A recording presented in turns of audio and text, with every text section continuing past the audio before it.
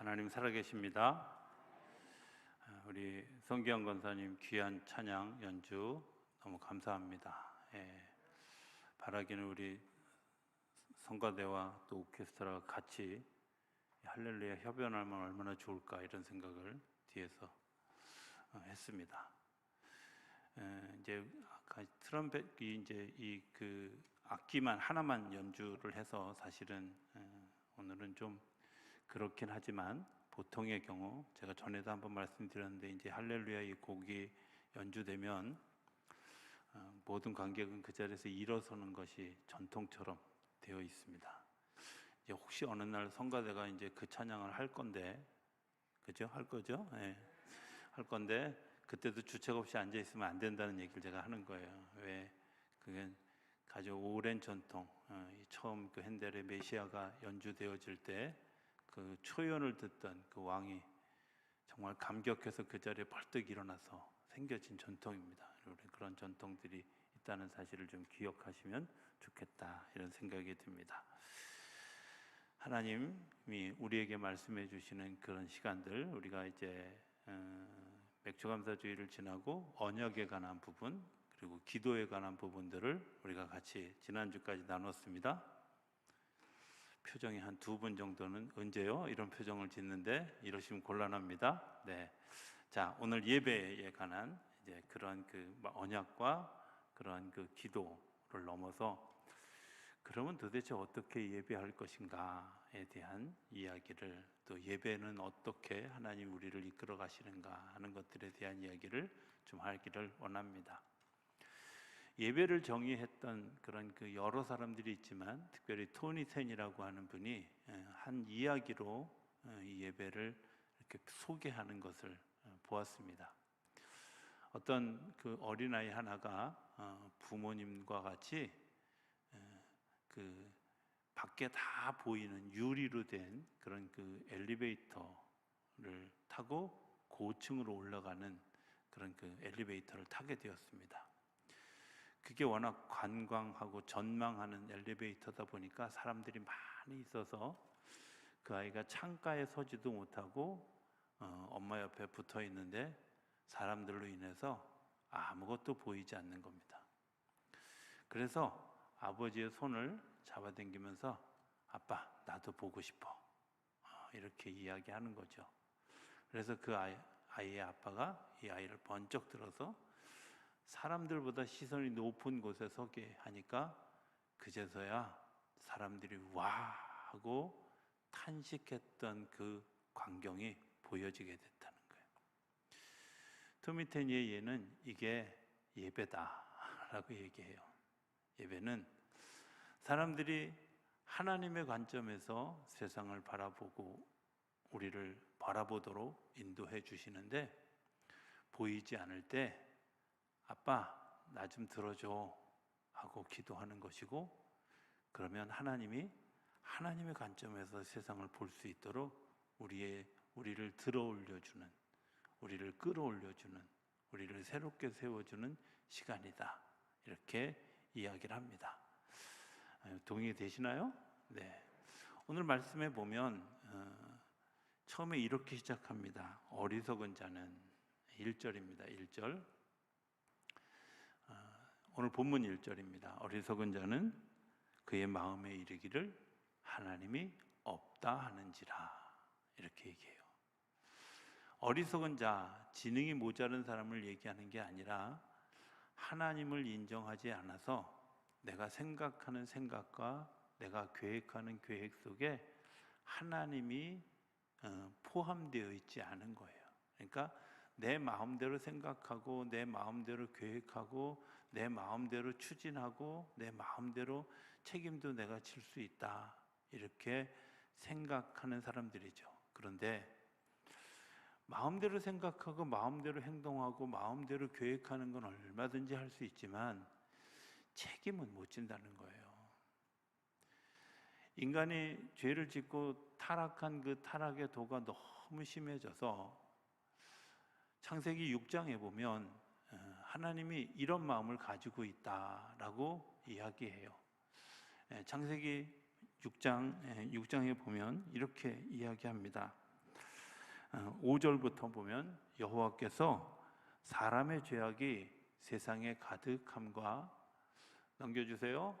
그의 마음으로 생각하는 모든 계획이 항상 악할 뿐임을 보시고 땅 위에 사람 지으셨음을 한탄하사 마음에 근심하시고 이르시되 내가 창조한 사람을 내가 지면에서 쓸어버리되 사람으로부터 가축과 기는 것과 공중의 새까지 그리하리니 이는 내가 그것들을 지었음을 한탄함이니라. 여기까지가 하나님의 마음이에요.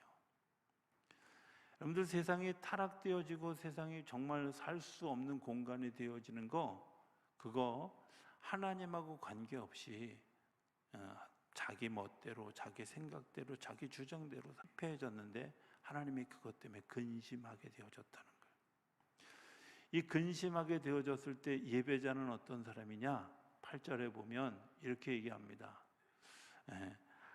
그러나 노아는 여호와께 은혜를 입었더라.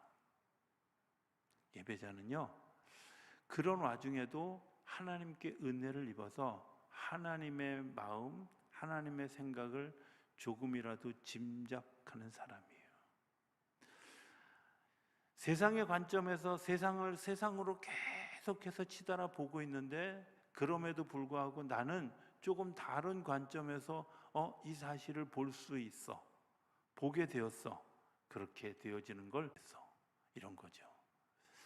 우리가 하나님이 없다라는 말, 어리석은 자들이 그렇게 얘기하지만 하나님이 나의 삶과 관계없다고 생각하는 거죠. 그래서 사람들이 죄를 짓게 되고, 그리고 그 죄를 지은 것들로 인해서 세상이 피폐해져 가게 돼요. 그래서 하나님이 요한복음 4장 23절에 이야기하는 것처럼 하나님이 예배하는 자들을 찾아다니시는 이유는 하나님의 그 마음을 아는 사람들, 하나님의 그 생각을 아는 사람들, 이런 사람들을 찾아다니신다는 거예요. 오늘도 주님이 우리를 찾아다니시는 줄로 믿습니다.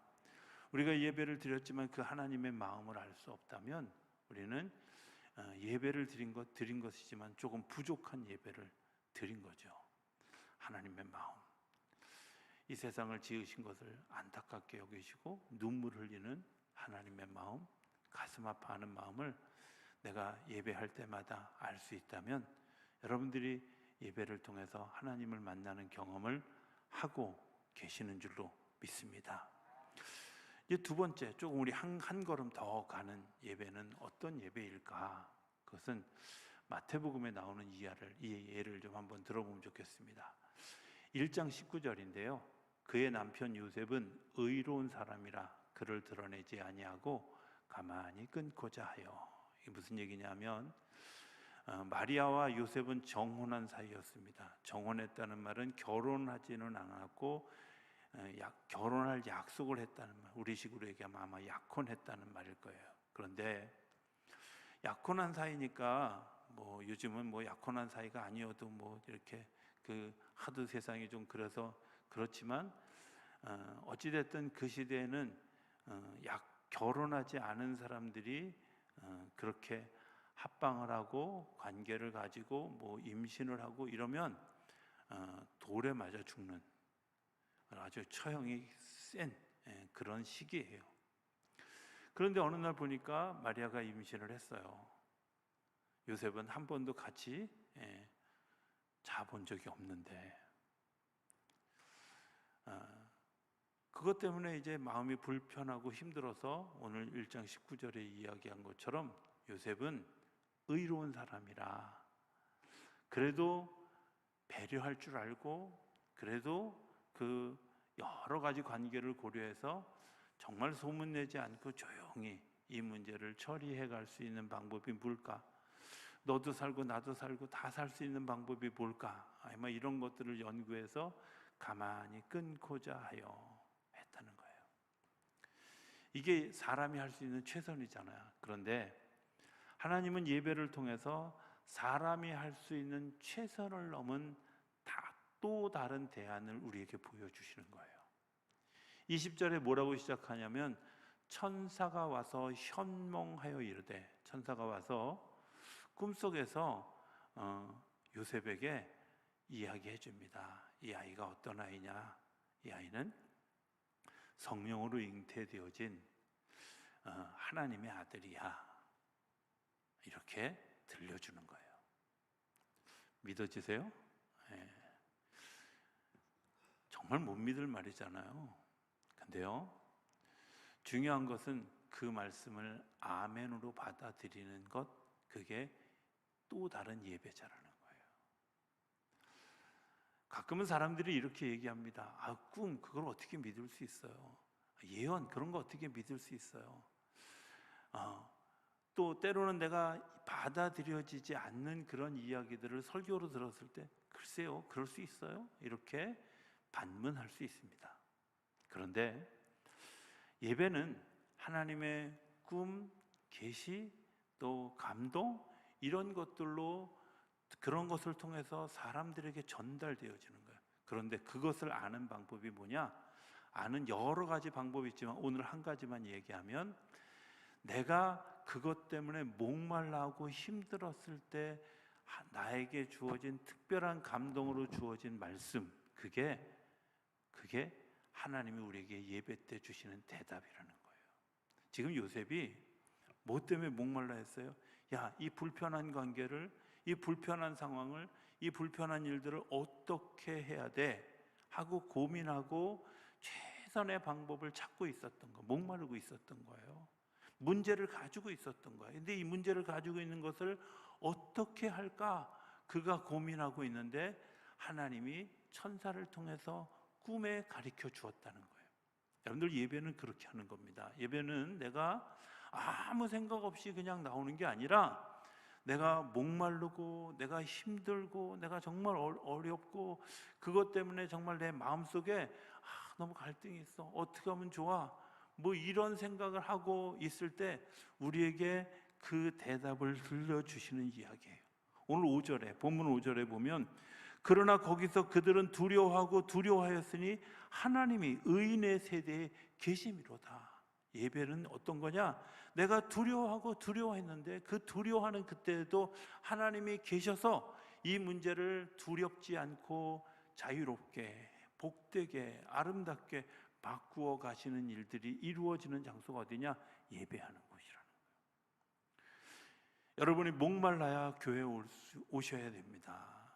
내가 정말 간절한 기원을 가지고 주님 앞에 오실 때 여러분들에게 들려주시는 그 한마디가, 여기 길이 있었구나, 여기 하나님의 은혜가 있었구나, 여기 하나님의 역사가 있었구나, 이런 것들을 내가 예배를 통해서 발견하는 거예요. 그렇게 들은 말씀을 레마라고 얘기해요. 오늘 나에게, 내가 궁금하고 내가 정말 걱정하고 내가 질문했던 답을 하나님이 나에게 주시는 거예요. 그때 내가 질문하고 그거 했던 일들을 하나님께서 들려주실 때 내가 비로소, 우리는 뭐라고 얘기해요? 할렐루야, 유레카, 이렇게 얘기하는 거죠. 그죠? 우리 안에 정말 놀라운 일들이 일어나는 거죠. 내가 근심하고 걱정하고 정말 요를 적시면서 그렇게 울었는데, 그날 예배 때 하나님이 나에게 들려주신 그 말씀이, 우리가 일상이라면 그 마리아가 임신한 것이 믿어지지 않았지만, 그 마리아가 임신한 것 때문에 내가 얼마나 힘들어하고 불편해하고 어려워하고 이해할 수 없고 받아들일 수 없는데, 그때 들려주신 하나님의 그 한마디가 그거였구나 알 수 있게 하는 거죠. 우리가 평상시 같으면 믿을 수 없는 얘기지만, 내가 요셉의 상황에 가면 그때 들려주신 그 말씀이 생명의 말씀이고, 그것들을 극복해가는 말씀이고, 우리를 세워가는 말씀인 줄로 믿습니다. 하나님의 예배를 통해서 우리의 목마름을 해결시켜 주시고, 우리의 문제를 극복하게 해주시고, 우리가 그곳으로부터 승리할 수 있도록 길을 인도해 주시는 줄로 믿습니다. 한 걸음 더 나아가면, 세 번째 얘기는 누가복음 4장에 나오는 이야기를 한번 보면 좋겠습니다. 선지자 이사야의 글을 들이거늘 책을 펴서 이렇게 기록된 데를 찾으시니 곧 주의 성령이 내게 임하셨으니 이는 가난한 자에게 복음을 전하게 하시려고 내게 기름을 부으시고 나를 보내사 포로된 자에게 자유를, 눈먼 자에게 다시 보게 함을 전파하여 눌린 자를 자유롭게 하고 하나님의 주의 은혜의 해를 내 넘기셔도 돼요. 주의 은혜의 해를 전파하게 하려 하심이라 하였더라. 예배는 내가 목마른 것들을 해결해 주시는 하나님의 은혜도 있지만 어떤 것도 있냐면 하나님의 비전을 선포해 주시고 하나님이 하시고자 하는 일들을 우리가 알고 그것을 내 비전으로 바꾸어 가는 시간이기도 하다는 거예요. 오늘 본문 6절은 뭐라고 얘기하냐면 너희가 가난한 자의 계획을 부끄럽게 하나 오직 여호와는 그의 피난처가 되시도다. 우리가 살아가는 시대에서 이건 안 돼, 저건 안 돼, 뭐 이것 때문에 우리가 불편해, 이것 때문에 힘들어. 네, 그런데 하나님이 우리를 향한 특별한 계획이 있는데 이 세상을 온전하게 하시려는 하나님의 계획, 그게 뭐예요? 가난한 자에게 복음을 전파하는 이런 과정들을 통해서 하나님의 은혜의 해가 있다는 거예요. 하나님의 은혜의 때가 있다는 거예요. 하나님의 은혜의 역사가 있다는 거예요. 우리가 지금은 그냥 우리의 시간을 살아가지만, 크로노스의 시간을 살아가지만 하나님의 은혜가 임하는 카이로스가 임하여지는 그때에 하나님이 놀랍도록 우리를 새롭게 하시고 또 새 역사를 만들어 가시는데 그 일에 네가 좀 참여해 주지 않겠냐라고 주님이 우리를 불러주시는 거예요. 하나님이 하나님의 비전을 우리에게 들려주시면서 내가 이 비전에 같이 참여해서 나와 같이 갔으면 좋겠다 하고 우리를 부르시는 일이 이 예배를 통해서 이루어지는 거죠. 우리가 이제 예배를 표현하면서 어려서 우리 교회 오늘 예배 보러 가 이런 얘기 했죠? 그러니까 또 어떤 분은 야, 예배를 무슨 뭐 콘서트냐 보러 가고 예배는 드리는 거야 뭐 이렇게 얘기해요. 그죠? 또 우리 목회자들은 뭐라고 예배하러 간다 또 이러기도 해요. 어느 게 맞는 거예요? 그런 거 하면 밤새 싸워요. 제가 오늘 정리를 딱 한마디로 정리하면 다예요. 예배를 보기도 하고 드리기도 하고 하기도 하고 하는 거죠. 오래전에 한 몇 년 전에 그 셰들백 교회를 갔었는데 야, 거긴 진짜 콘서트더라고요. 음악 연주하는 사람만 한 20명 넘게 다 있고요. 목사님은 티셔츠 입고 저 뒤에 이렇게 앉아 계시다가 설교하러 나와서 설교하는데도 막 여기 뒤에 이 화면에 막 그냥 성경이 막 마치 무슨 뭐 오락 게임처럼 막 툭툭 튀고 막 놀랍더라고요. 예배 보는 거예요. 그죠? 그런데 예배를 보기만 할까? 아니죠. 사실은 우리가 헌신하는 것들을 드리기도 하고요. 옛날에 구약 시대에는 짐승을 잡아서 각을 뜨고 그것을 태우는 드리는 작업들도 하잖아요. 뿐만 아니라 내가 예배에 참여하기도 하고 그리고 그 말씀을 들은 것들을 통해서 내 삶을 살아가기도 하는 것까지 다 예배라면 예배를 보는 것도 드리는 것도 예배를 하는 것도 다 전체가 다 예배라는 거예요. 우리가 한번 좀 생각해 보면 우리가 예배를 보는 사람들은 눈과 귀만 보잖아요. 예배는 내가 눈으로 보고 귀로 듣고 가슴으로 피부로 느낀 것들을 가슴으로 받아들여서 손과 발이 움직여 예배자로 살아가는 거예요.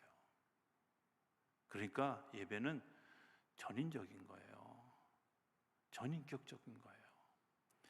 예배는 내가 하나님의 음성을 듣고 내 가슴이 반응하고 내 손이 움직이고 내 발이 움직이고 내 걸음이 움직여져 가서 하나님의 거룩한 일들에 참여하는 거예요. 그런데 그 걸음을 걸어갈 때 어려운 일들이 많아. 왜? 세상과 부딪히는 일들이 많잖아요. 예배를 드리려고 할 때 사단이 얼마나 방해를 하겠어요. 왜? 이 사람들이 진리를 깨닫고 나면 자기네들이 왕국이 좁아지니까 사단이 기를 쓰고 사람들의 눈을 멀게 하고 귀를 멀게 하고 그리고 졸리게 하고 그리고 교회 못 가게 하고 뭐 이런 일들이 얼마나 많아요. 그죠? 신기한 건요, 꼭 교회 가야 될 때 되면 막 어디가 쑤시고 아프고 한 주, 두 주 쉬고 나면 증상이 나타나죠. 꼭 예배 갈 때쯤 되면 손님 오고 뭐 전화 오고 이런 사단이 방해해요. 그런데 또 교회 와서 앉아 있어도 말씀이 안 들려요. 신기하죠? 그죠? 저는 기적 중에 기적이 많은 사람이 같이 예배 드리는데 어떤 사람은 은혜 받고 어떤 사람은 못 듣고 신기하잖아요. 설교자는 한 사람인데 왜 그렇게 못 들을까? 그것은 사단이 우리를 계속해서 방해하기 때문에. 그뿐만 아니라 우리가 감동을 받아도 반해하고 우리가 하나님의 비전을 따라가는데도 방해하려고 해요. 그래서 예수 믿는 사람들의 걸음은 굉장히 힘들고 좁은 길을 걸어가는 것 같아요. 그런데 그 좁은 길을 걷게 하시는 하나님의 은혜가 우리 안에 있지요. 그런 일들의 결론이 뭐냐? 요한계시록 4장에 이렇게 얘기합니다. 요한계시록 4장 2일 후에 내가 보니 하늘이 열린 문이 있는데, 넘겨주세요. 꼭 내가 이거 원고 안 찾고 저기만 쳐다보면 늦어져. 내가 들은 바 처음에 내게 말하던 나팔소리 같은 그 음성이 이르되 이리로 올라오라. 이후에 마땅히 일어날 일들을 내가 내게 보이리라 하시더라. 그리고 2절 넘어가면 내가 곧 성령에 감동되었더니 보라 하늘에 보좌를 베풀었고 그 보좌 위에 앉으신 이가 있는데, 자 여러분들 보세요. 하나님이 이 모든 일들을 정리하고 그리고 이제 하나님의 베푸실 귀한 일들을 준비했는데 내가 어떻게 알아듣냐면 성령에 감동되어져서 그것을 교통하는 거예요. 그래서 성령의 교통하심이 우리 가운데 일어날 때 진짜 예배가 일어나는 거예요. 이 성령의 교통하심이 일어날 때 우리가 어떻게 하느냐? 그 4장 이후에 보면 24장로들이 와서 예배하고 사람들이 다 모여서 예배하고 함께 모여서 예배하는 일들이 4장 내내 계속돼요. 예배는요 함께 드리는 거예요. 바꿔 얘기하면 우리가 되는 거예요. 제가 지난주에도 설명했지만 우리라는 말 어원, 일본 사람들은 이 우리라는 말을 너무 싫어해가지고요. 야, 우리가 무슨 돼지 우리의 그 우리로부터 시작됐다고, 그래서 사람들을 가둬야 된다고, 이런 말도 안 되는 이야기를 하는 일본 학자들이 있어요. 예, 그분들이 굉장히 섬에 살다 보니까 좀 좁은 것 같아요, 생각이. 진짜 우리라는 말의 어원은 뭐냐면 같이 울어줄 울이에요. 울이. 우리는 누구냐? 같이 울어주는 사람이에요. 너는 너고 나는 나가 아니라 내가 지금 울고 있는데 그 더불어서 같이 울어주는 사람. 내가 기도하고 있는데 같이 기도해 주는 사람. 내가 슬퍼하고 있는데 같이 슬퍼해 주는 사람. 내가 기뻐하는데 기뻐서 눈물 흘리고 있는데 같이 기뻐서 눈물 흘려주는 사람. 이게 우리예요. 하나님 우리를 부르실 때, 우리라고 부르실 때 너와 내가 아니라 우리라고 불러주셨어요. 심지어 세상을 창조하실 때도 우리가 내려가서 우리의 형상을 따라 사람을 만들고 우리의 형상을 따라 그들에게 복을 주기를 이야기하셨어요. 우리예요, 우리. 교회는요, 가정은요, 그리고 정말 사랑하는 일들은 뭐냐? 같이 우는 거예요. 같이 우는 거예요. 저는 교회가 좋은 이유 중에 하나가 같이 울 사람이 너무 많은 거예요. 그렇죠? 같이 울어줄 사람이 너무 많은 거예요. 세상에 어디 가도 그렇게 같이 울어줄 사람들이 없어요. 그런데 그 같이 울어주면 어디서 시작하느냐? 하나님이 준비해 주시고 성령에 감동되어졌을 때 그 일들이 이루어지는 거예요. 저 사람이 안타까워지고 불쌍해지는 거 주님의 감동이 내 안에 왔을 때 비로소 시작되어지는 거잖아요. 저 사람의 기쁨이 내 질투의 대상이 아니라 정말 축하할 일이고 되어진 일이 행복한 거, 여러분들 그 감동이 성령께서 내 안에 들어오셨을 때 비로소 축하해주고 같이 울어줄 수 있는 거잖아요. 교회는 같이 울어주는 곳입니다. 우리는 같이 우는 사람들입니다. 남편과 아내가 살면서 애정이 식었는지 안 식었는지 알아보는 쉬운 방법은 부인은 울고 있는데 남편이 고소한 듯이 웃고 있다면 애정전선을 한번 다시 확인해 봐야 돼요. 근데 우리 남편이 사랑이 식은 줄 알았는데 내가 슬퍼하는데 같이 슬퍼하고 있네? 그렇다면 아직 희망이 있는 겁니다.